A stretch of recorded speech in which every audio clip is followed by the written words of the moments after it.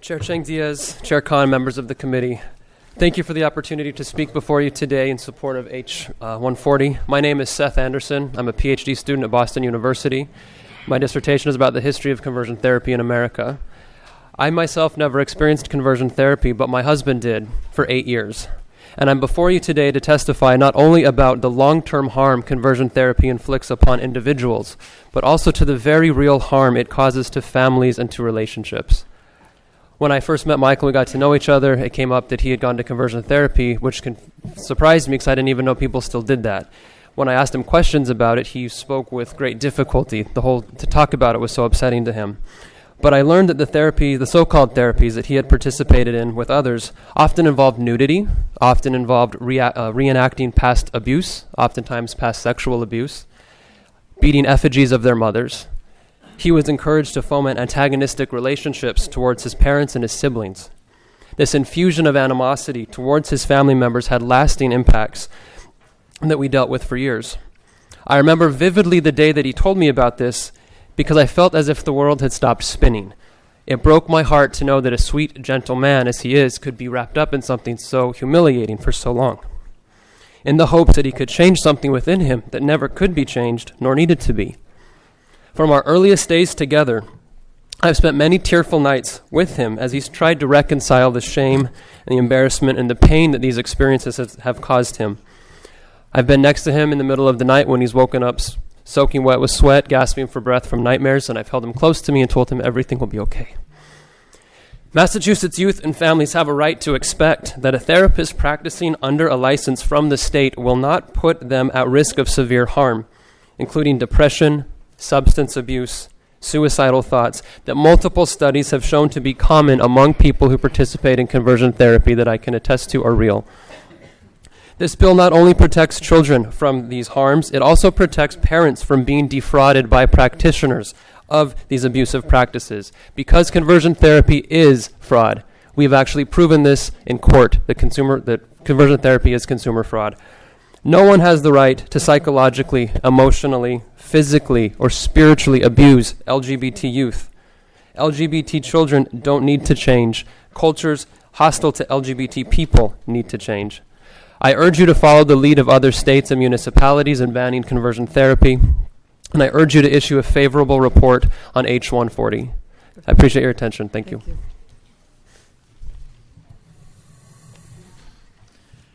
To the committee chairs and to the honorable members of these committees, I sincerely thank you for the opportunity to be here today and share part of my story with you in support of H-140.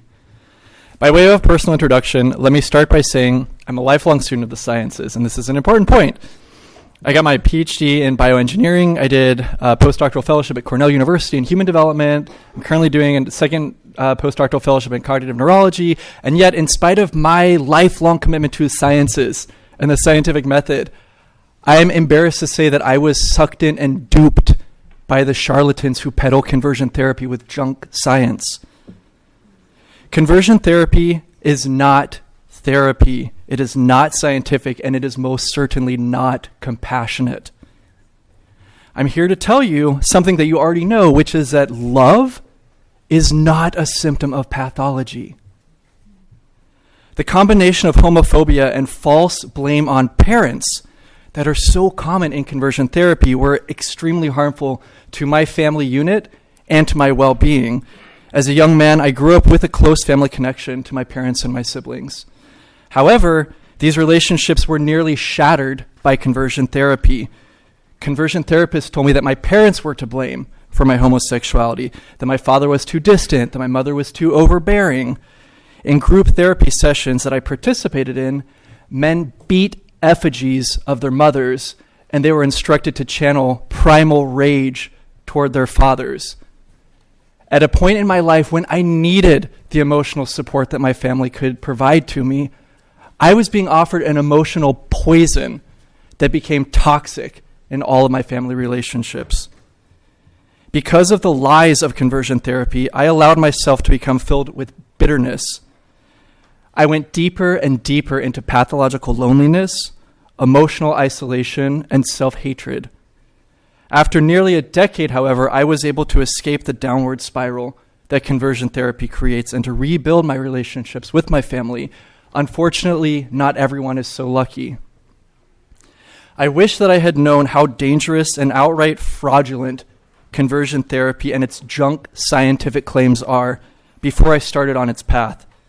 I can hardly imagine how damaging, isolating, and manipulative conversion therapy would have been for me as a teenager. And so I implore you, please protect LGBTQ youth and their families from being defrauded and profoundly harmed by the junk science of conversion therapy by issuing a favorable report of this bill out of committee. You can help protect LGBTQ youth and their families today by making a clear statement that the only place for conversion therapy is in the wastebasket of history. Thank you very much for your time. Good afternoon, committee and House Chair. Thank you for having me. It's been a privilege to speak at this hearing numerous years in a row.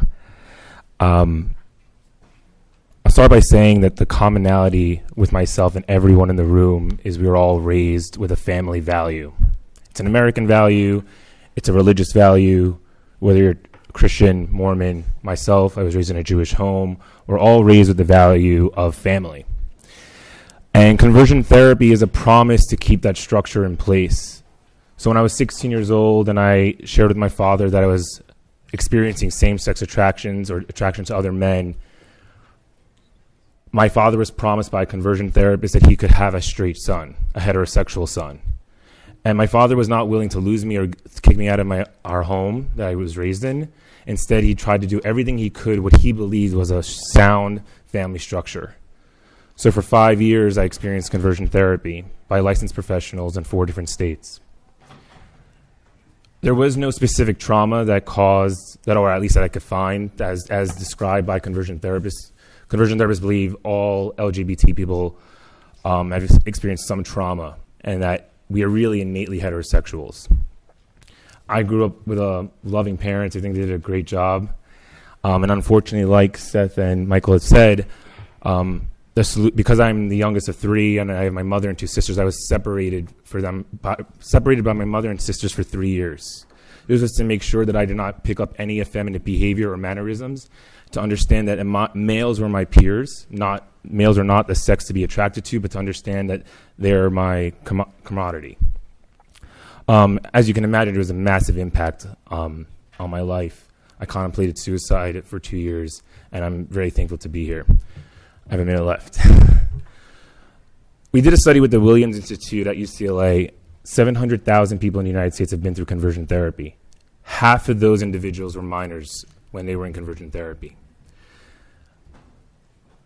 Now, there's not a single university or college that has in their curriculum how to cure SSA. So any licensed professional who is claiming that they can cure someone's SSA or decrease their same-sex attractions is making it up. There is no third-party evidence or scientific studies, to my knowledge, that has made such claims.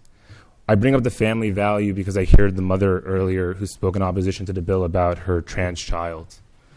Unfortunately, her trans child wasn't here to testify. And it's heartbreaking because there's obviously a disconnect between that child and that mother. And what we all want, every single person in this room, is to have, we are threatened by the loss of our community and family. And that's why we strive so hard in our struggle to come out. We have a Pulse victim survivor with us today. And it breaks my heart. I don't know if this individual seeks therapy by a religious figure or a licensed professional, but chooses to be at these hearings against these bills, which only bans a licensed professional. The fact that Pulse victim survivors witnessed 50 people murdered, including the gunman himself, and the solution to overcoming that trauma is to no longer be a homosexual, is devastating to our entire community. Tonight, I'm going to have dinner with my father. I'm really proud. It took a long time for me to get there, and it's something that I hope for every LGBT person to have. We each have chosen families for a reason, because not everyone will get that, and that's something I cherish. Thank you so much for listening, and I'm in support of this bill.